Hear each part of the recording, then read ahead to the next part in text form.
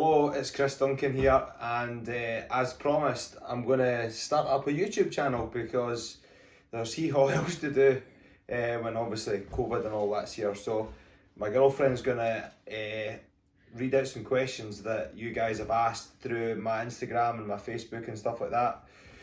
So she's going to ask me a few questions. I'll answer the questions the best I can, and yeah, hopefully it all goes well. So looking forward to editing this in the next couple of hours or months by the sounds of it, because it looks pretty difficult. But anyway, there's always a first for everyone, so I'll get my girlfriend to read out these and Shall we start? we'll start. Let's go for it. Okay. So did they you going to say their names, right? No. Right, okay. We'll not say anybody's Keep anonymous names. so far. Anonymous, right, okay. So first one is? Who is Chris Duncan? Oh, okay. That's a good one to start, especially. Did you pick that to go at the start? I did. Oh, good one, good one.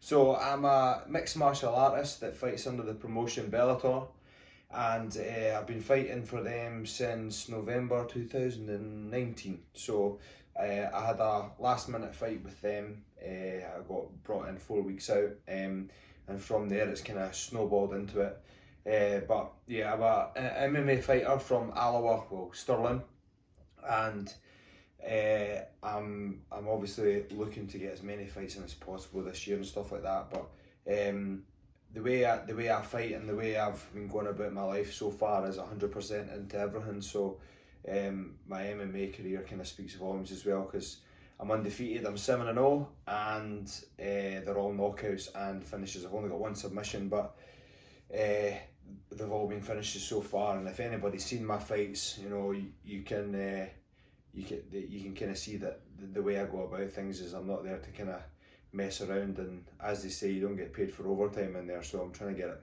finished nice and quickly. So yeah. What is something that people wouldn't know about you? A pee sitting down. That's true. That is true. So when I wake up in the middle of the night and I'm tired, I have a sit down pee, so I don't pee in the seat and stuff. I didn't expect you to say that. What did you think I was going to say? Like, do you have any brothers or sisters? I do, yes. I have a lovely brother and a lovely sister. My brother's called Michael and my sister's called Samantha. They both stay in Glasgow. None of them are involved in MMA or sport or that, but yeah, I don't see them much, but when we do see each other, we always have a great time. And yeah, unfortunately due to COVID, I've not been able to see them as much as I can, and now my girlfriend's got a baby on the way with me. There'll be more of a chance for them to come and see the baby and see us, so looking forward to that too. What got you into MMA to begin with? Well, so I used to play rugby years ago, and I went away to agricultural college, so I was actually a shepherd, believe it or not. And from there I moved into kickboxing to try and get fit for rugby, and I moved into kickboxing and did a little bit of a stint in Thailand after a trip away to New Zealand for work. And from there I kind of was sick of my farming job, and what really pushed me to go to into MMA was the passing of my mother. So after my mother died, it was kind of almost like an epiphany, if you like, and I decided to, it wasn't like, oh, my mum died and that's me, I'm going to do this and I'm going to chase MMA, that's what I'm going to do. It was more to do with a selfish thing, you know. I wanted to move on and think more about my life rather than think about going to work every single day and knocking my pan in for very little comeback of that. So I decided to go and do things that I enjoy, like go to the gym. So I got myself into MXP Fitness. That was years ago, and from there I become a personal trainer, and obviously fighting was a kind of side hustle at the time, and now it's snowballed into a full-time career, so which has been fantastic. I've loved that so far. How did you become professional? I became professional probably a little bit later than I probably should have, for my opinion, but I had a lot of good people around about me. My coach Adam Stevenson and my training partner Robert Whiteford, they had kind of pulled me back a little bit and said, you know, listen Chris, it's important that you get your amateur career down professionally, get everything right before you move into the pros, because your professional record is your professional record, and it's there to stay. So I had a lot of good people around about me to coach me, to say, you know, take your time, don't rush, and you know, if you're looking to have a good go of it, really make sure you're ready. So we probably held off for another year and a half after the point I wanted to go pro, because I was desperate to elbow people, and it was just that I was so eager to move into it and get paid as well. So yeah, I had a lot of good people around about me, so it was more of an executive decision from my coach and myself to move forward into that after a really good run at amateur. What age do you think is too old to become professional? Well, I would not put an age limit on becoming professional, because everybody, I know who that question was, so I know that the guy that was asking that as well. I know the guy very well, actually. What I think about as pro is totally different to people that like it, say for instance as a hobby. But when the person that's asked this comment, I actually read over it before, is very professional when it comes to training. So you know who you are when I'm saying that when it comes to fight camp time, and if you're looking to tick this off your list before you call it quits with MMA, I think that you shouldn't be putting an age on it. I think it's really important that you, obviously after this COVID and all that's done, it's important that you love it and enjoy it just as much as I do, because I do love it. I actually love it a bit. So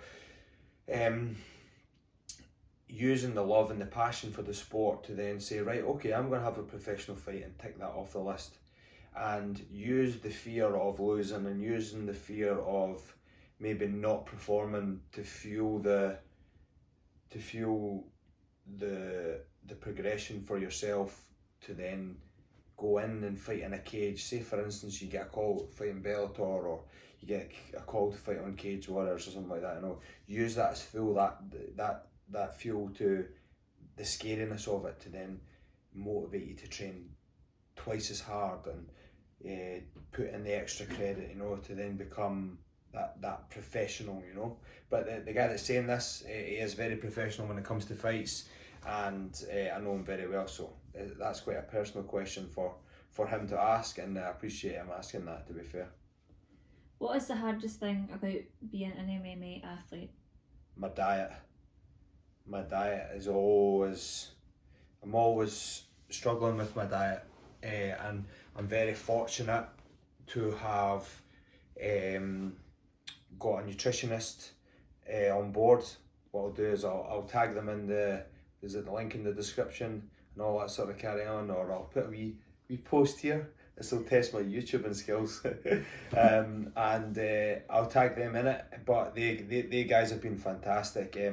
They've really changed the way I think about food and stuff like that. I've got a really bad relationship with food because I'm very big for my weight class. I walk about at quite a heavy weight, and I find it really difficult to get down. It's not really difficult, it is very doable, but it's a lot of sacrifice, and there's not much going out, and there's not much partying, and there's all this sort of stuff. So I find my nutritionist the most difficult, but I think I've got it down now with Fuel for Performance.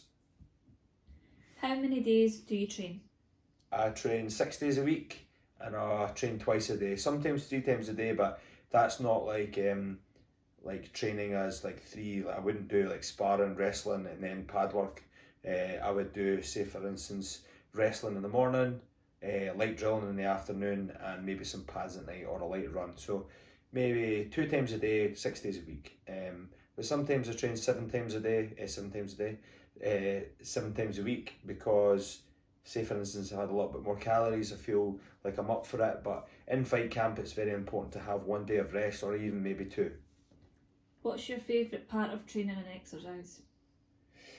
Well, you know, this is quite a difficult one, because my enjoyment from fitness and exercise comes out of the way of being able to express myself in the cage and fight. So I enjoy exercise. I would maybe enjoy exercise slightly more if it was just in the gym and I had no job to do. But the reason why I train is undescribable, really. I don't really know why I train, and I don't really know why I love MMA so much.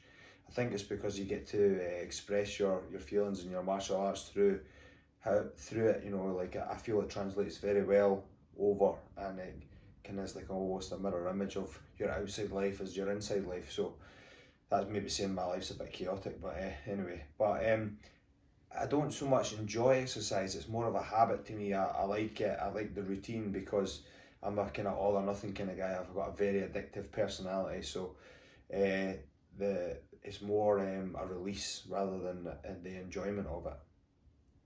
Other than Evo Gym, where is your favourite place to train? American Top Team. I've only been there once. It took me about 3 years to save up for that, and my lovely girlfriend helped me out with getting there, obviously. So she had encouraged me to go over and go and train, which is difficult in itself, you know, going away from your family for 6 to 8 weeks, and I really got the chance to do that. And now that I've got my foot in the door, and then when this bloody COVID's over with, we can get back over there and train. But yeah, American Top Team is the place to be. Speaking of American Top Team, how was your experience and did you feel out your depth? My experience was fantastic, you know, in the sun and all that, you know, in Scotland here and now. If you don't know where we stay, it's pretty much in the middle of the hills, so getting in the sun and getting the sun in your bones, getting all that vitamin D, you know, that's great for you. But being out of my depth, I would say no. But don't get me wrong, like if you're in a room that you're always winning, you're in the wrong room. So I was getting beat up in certain areas. Like sparring was fine, but I definitely didn't feel totally out of my depth. After 2 or 3 weeks of being there, you know, I'm very close to these guys now, if not better. So I'm just happy to have been able to train with these guys and understand their mindset and how similar it is to mine. So yeah, I wouldn't say it was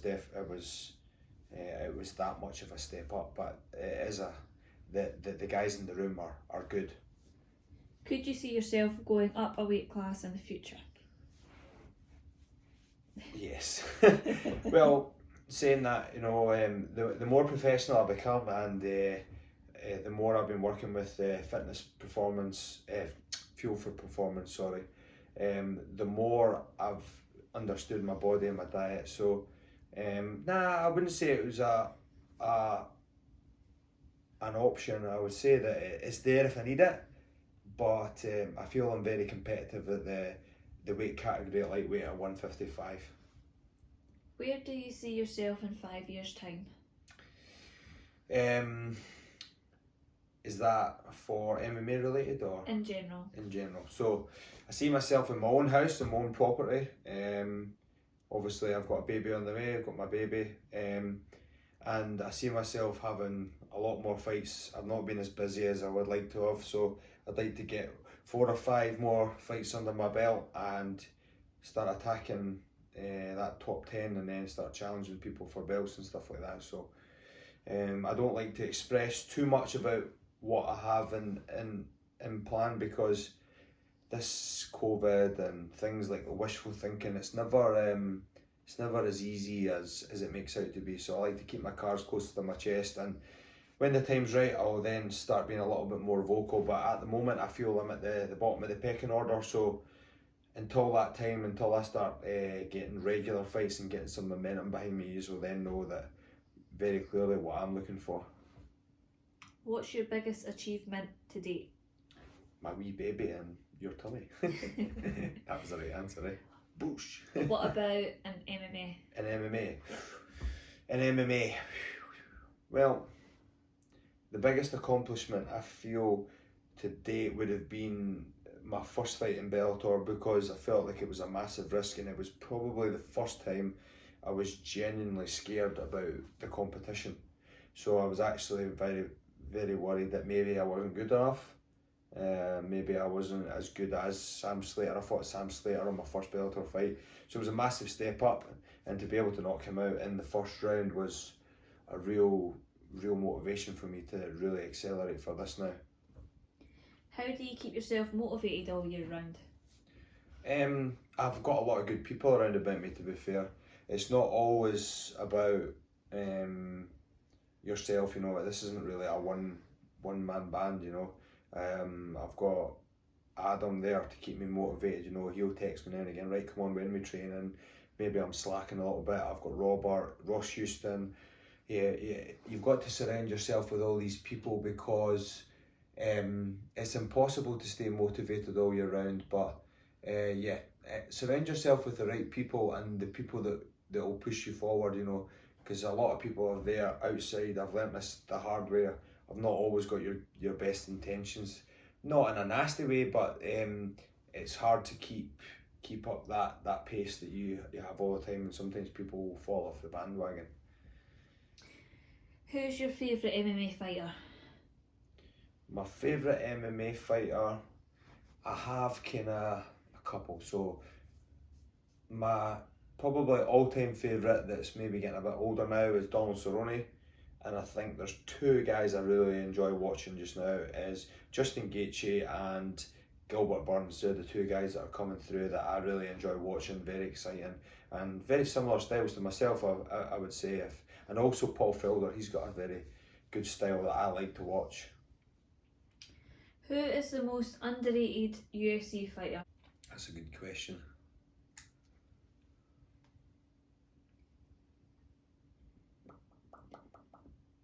Are you stumped?